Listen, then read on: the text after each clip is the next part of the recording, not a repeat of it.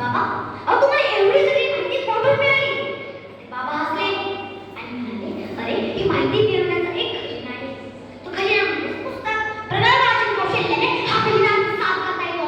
ज्याच्याकडे हा खजिना आहे ना, तोच व्यक्ती जीवनाची उंच उंच शिखरे सहज पार करू शकतो. आणि त्यासाठीच पुस्तकाशी घट्ट मैत्री करावी लागते. एक आपुलकी, एक अनुभव साहित्याची मिळते ना, तसंच त्या पुस्तकाशी खरं मैत्री. मित्रांनो, मैत्रीची वेगवेगळे रूपे असतात. कोणाला प्राण्यांची मैत्री होते, कोणाला पक्ष्यांची, झाडांची, निसर्गाशी, कोणाकोणाला तर मोबाईलची मैत्री होते. तसंच माझा एक जिगरी मित्र झाला.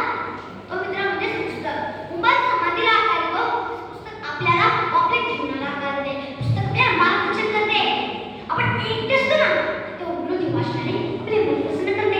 पुस्तक आपल्याला कधी वाईट सांगत नाही, उलट ते मार्गच दाखवते. पण best book is equal to 100 good friends.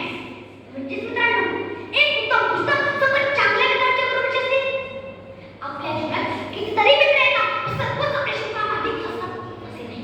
पण पुस्तक हाच एक असा मित्र आहे, तो पोट भरून ज्ञानाच्या मार्गावर चालायला शिकवतो.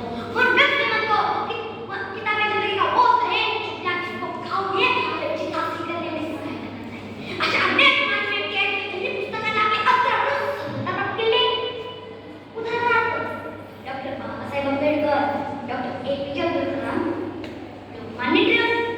मग मला सांगायचं काय तुमच्या महान व्यक्तीची माहिती आपल्याला कोठून मिळते?